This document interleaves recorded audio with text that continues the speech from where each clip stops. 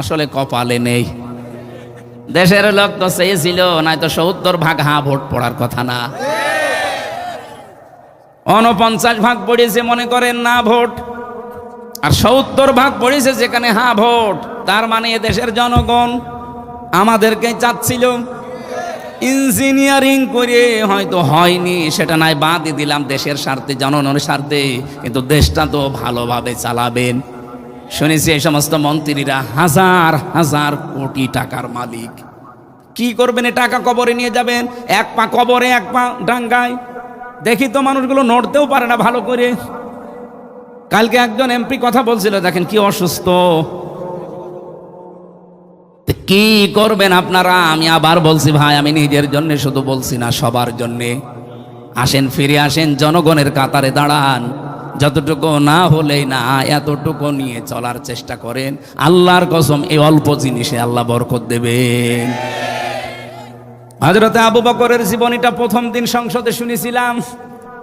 মাননীয় স্পিকার এই কথাটা তিনি বলছিলেন, ডেপুটি স্পিকার।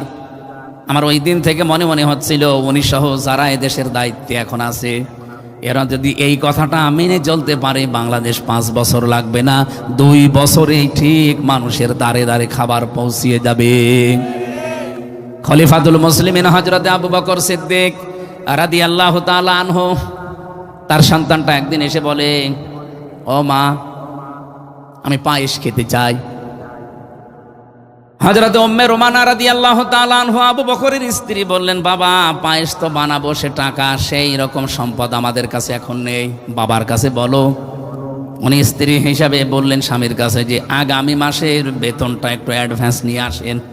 আপনার হয়তো রাষ্ট্রের পক্ষ থেকে ভাতা দেয়, মনে করেন 10,000 টাকা, আপনি টাকাটা নিয়ে আসেন আগামী মাসেরটা। ছেলে এখন খেতে চাচ্ছে, তার মন চেয়েছে একটু রান্না করে দেয়। উনি গেলেন অর্থমন্ত্রীর কাছে, বাইতুল মালে যিনি দায়িত্বে আছে, বললেন আগামী মাসের বেতন আমারে দিয়ে দেন, আমার জরুরি কাজে লাগবে। বাইতুল মালে যিনি দায়িত্বে আছে উনি বললেন, খলিফা আগামী মাস পর্যন্ত সরকারে আপনি থাকবেন, চেয়ারে থাকবেন, এই গ্যারান্টি আপনারে দিল কে? জনগণ যে আপনারা আগামী মাস পর্যন্ত রাখবে, গ্যারান্টি আপনি পেলেন কোথায়? 2 নম্বরে আগামী 1 মাস আপনি দুনিয়ায় বেঁচে থাকবেন, সেটা লিখে দেন, এরপরে আগামী মাসের বেতন দেব। আমার মনে হয় দেশে যারা এখন দায়িত্বে আছে 1628 জন, এবং আমরা যারা বিরোধীতে আছি অন্তত 77 জন, সবাই যদি সরকারকে এভাবে এইটে ধরতে পারি, সরকারও টাইট থাকবে। তো পারছি কই? কারণ কোন আইন পাশ করতে হলে আমরা মাত্র 77 আর ওরা 211। স্পিকার যদি বলেন আইনটা আজকে পাশ করা হবে, যারা পক্ষে আছেন তারা হ্যাঁ বলেন, ও ছাতা দেখি হ্যাঁ, এত জোরে আওয়াজ হয় 211 জন, আর না বললে 77 জনে ওদের অর্ধেকও না। কিয়ামত পর্যন্ত এরকম থাকলে আইন পাশ হবে? বলেন বলেন। আমরা চাচ্ছি আগামীতে যদি সত্যি আমরা হায়ের পক্ষে 151 জনকে নিয়ে যেতে পারি, আল্লাহর কসমে দেশে কোরআনের নিয়ম নীতিগুলো একটা একটা করে চালু হলে আমাদের অভাব থাকবে না। নামাজের জন্য ওয়াজের মাহফিল করা লাগবে না, কারণ কোরআনে কারিমে আল্লাহ জানিয়েছেন, আল্লাযীনা ইম্মাক্কান্নাহুম ফিল আরদি আকামুস সালাহ, আমি যদি ঈমানদারকে ক্ষমতা দেই তারা নামাজ কায়েম করবে। যদিও কালকে আমার ফলোর আছে, আমি আশা করছি কাল 7 মিনিট সময় পাবো। কাল এই 15-20 সেকেন্ডের জন্য এটা তুলে ধরবো যে মাননীয় স্পিকার, যদিও নোটিশ দেওয়া লাগে, ওটা আবার পাশ করতে হয়, তারপরও কালকে সংসদে তুলবো ইনশাল্লাহ, যে আমাদের দেশে 92% মুসলমান আমরা রাষ্ট্রীয়ভাবে নামাজ কায়েম চাই। উনি হয়তো বলবে যারা এই পক্ষে আছেন হ্যাঁ বলেন, হ্যাঁ তো হয়তো 77 জন নাই হাত তুলবে, বাকি 213 জন না। ভেতরে ভেতরে আমি কাজ করেছি, এই 211 জনের ভেতরেও কিছু কিছু মানুষ বলেছে হুজুর তোলেন, আমরাও আসি। এরা যদি, আমার মনে হয় যতগুলো মানুষের সাথে যোগাযোগ করলাম, এ সবাই যদি কালকে কথাটা ঠিক রাখতে পারে, এটা হয়তো আগামীতে পাশ হবে। নোটিশ দিতে বলবে, দেব নোটিশ। দেওয়ার পরে যেই দিন বলবে আজকে হাত তোলেন যারা হ্যাঁ আছেন, আমি আশা করছি যেহেতু মুসলমান আমরা, খালি 2 জন হিন্দু আছে, গয়েশ্বর বাবু আর নিতাই চন্দ্র রায়, এই 2 জন বাদে সব আমরা অন্তত মুসলমান। নারী হোক আর পুরুষ হোক সব আমরা মুসলমান। 151 জন, বেশি লাগবে না, 151 জন যদি কালকে বলতে পারে মাননীয় স্পিকার আমরা হায়ের পক্ষে আছি, বাংলাদেশে আর নামাজের ওয়াজ করা লাগবে না, নামাজ আপনি পড়বেন, আপনার বাপ পড়বে। এটা আপনারা চান না কালকে? আপনারা কারা চান দেখি আগে হ্যাঁ বলেন তো, লিল্লাহে তাকবীর। দেখেন তো হাত তোলেনি কে?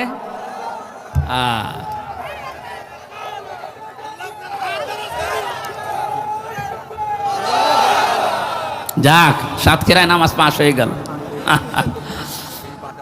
আগে পাশ আছে, আপনাদের তো সাতক্ষীরার 4 জনই মনে হয় জামাত ইসলামের 4 জন। আলহামদুলিল্লাহ, এই 4 জন তো অন্তত কালকে আমার পক্ষে আছে। যশোরে আছে 6 জনের 5 জন, আর একজন আছে ও ভাই আমাদের পক্ষে। ইনশাল্লাহ এরকম যা যা ভেতরে ভেতরে মিলিয়েছি, প্রায় আমি 150 জনের সাথে যোগাযোগ করেছি, তার ভেতরে 100 জন বলেছে হ্যাঁ আসি। আমরা তো 77 জন, আর 100 জন যদি কথা ঠিক রাখে, আশা করছি কালকে একটা চমক হবে। কিন্তু ওরা যদি কথা দেওয়ার পরও কালকে কারো ভয়ে এভাবে করে থাকে, নেই আমি নেই, এমনি কথা দিয়েছিলাম, তাহলে আজ কালকে হবে না। আশা করছি তারা কথা ঠিক রাখবে ইনশাল্লাহ। হযরতে আবু বকর সিদ্দিক বাড়িতে চলে আসলেন, স্ত্রীকে ডাক দিয়ে বলে না, বেতন দেওয়া দূরের কথা, এই কথা শুনিয়েছে, ও খাওয়া লাগবে না। স্ত্রী তো খুব চালাক, খুব বুদ্ধিমতী। ওই যে প্রতিদিন যে এই টাকাটা নিয়ে আসে, মনে করেন এক একদিন 500 টাকা করে, এই টাকা প্রতিদিন ওখান থেকে 20 টাকা করে বাঁচিয়ে রাখে। 7 দিনে একাধারে দেখা যাচ্ছে কিছু টাকা জমা হয়েছে 120 টাকার মতো। এই টাকাটা পায়েসের চাল কিনে তিনি পায়েস রান্না করে ছেলেকে আর স্বামীকে দিয়েছেন। হযরত আবু বকর ওটা পেয়ে জিজ্ঞাসা করলেন কোথায় পেয়েছো? কোনো হারাম ভাবে? স্ত্রী বলে না, এটা পেয়েছি আমি এই ভাবে। ডাক দিয়ে বললেন দেখো, যেভাবেই হোক না কেন তোমরা আজকের মতো পায়েসটা খেয়ে নাও। চলে গেলেন বাইতুল মালে, অর্থমন্ত্রীকে ডাক দিয়ে বললেন দেখেন, আমারে 10,000 টাকা করে মাসে মাসে বেতন দেয় সরকার, আমি দেশের দায়িত্বে আছি, এ কারণে ভাতা হিসাবে আমি হিসাব করে দেখলাম অন্তত 120 টাকা কম হলেও আমার সংসার চলে। আগামী মাস থেকে 9,880 টাকা আমারে দিয়ে আমার সংসার চলবে। এ বাংলাদেশ ভালো করার জন্য আমি দেখতে পাচ্ছি কিচ্ছু দরকার না, এ দেশটা দাঁড় হয়ে যাবে। শুধুমাত্র এই 350 জন মানুষ আর সরকারি 1628 জন দায়িত্বে আছে। এই মানুষগুলো যদি আবু বকরের মতো মন তৈরি করতে এবার পারে, 5 বছরে বাংলাদেশ মালয়েশিয়ার মতো হয়ে যাবে।